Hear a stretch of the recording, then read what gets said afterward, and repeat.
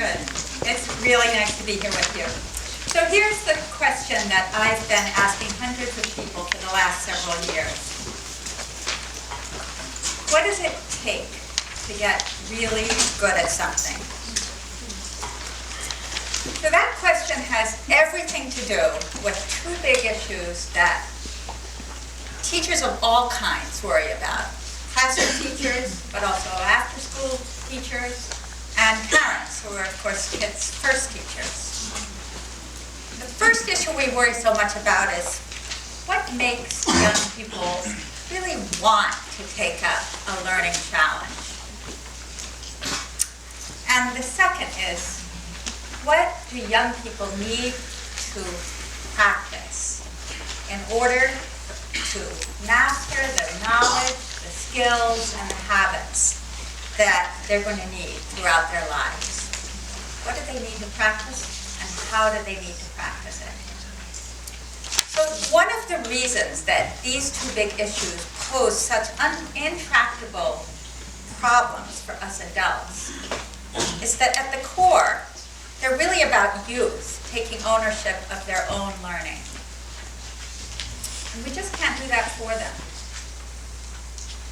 So in fact, no matter how much we know about the science of learning, until young people speak for themselves about these questions, and until we really listen to them, nothing's going to change.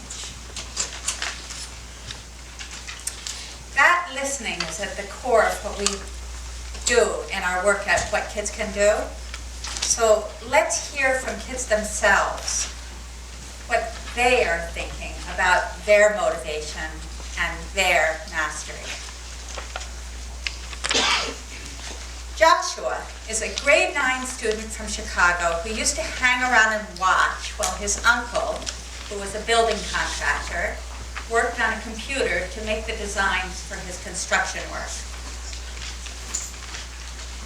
I'm real good at architecture.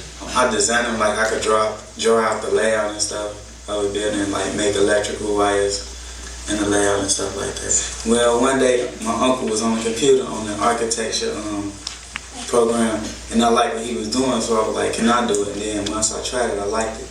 I was about 11. Well, it was hard learning how to use the software because it was something I never used before. So I had to it took me like a couple months to learn how to use all the software and find everything. Yeah, I remember I was trying to find out how to make the wall longer, and then my uncle, he wasn't there to help me, so I had to go to help and had to read how to do it. Yeah, it was real frustrating because reading, I don't like reading. I was determined to learn how to use this software, so I just read it because I was determined. So what do we hear in Joshua's story that lit a fire for him? What helped him to the point where he was willing to slog through something that he really didn't like doing, reading a difficult text, to get to the thing that he valued, which was making that computer-assisted design program work for him? First, he got to watch somebody who was an expert at doing it. In this case, it was his uncle. And lucky for Joshua, his uncle noticed the spark of interest that he felt. And he gave him the chance to play around on the computer, trying some things out for himself. It helped a lot that his uncle was around to answer Joshua's questions and to coach him little by little in the techniques that helped him get better at it. And pretty soon, Joshua was having small successes on his own. He was making the wall longer, he was laying down the electrical wires. And all along, Joshua saw that what he was learning mattered. It mattered not just to him, but to other people too. His uncle was making a living at it, after all. And as his knowledge and skill developed, Joshua also began to see that he could take that developing knowledge even further. And he was still only a 9th grader when his neighbor asked if Joshua could help him create construction layouts for a strip mall that he was putting up in the neighborhood. And that's why Joshua could say to me that day, I'm real good at architecture. So looking closely at what lit up Joshua's fire, we see that two factors always have to show up before any of us wants to start to learn or to do something. First, you have to value the thing. So what does value mean? It matters to you somehow. And don't forget, that value can come from anywhere. It could come from being with a particular person that you admire. It can come from using the knowledge in a way that matters to you or that's important to you. It can come from the substance of what you're learning, the material itself, whether it's math or science or poetry. But it doesn't have to come from that in order for you to attach value to it.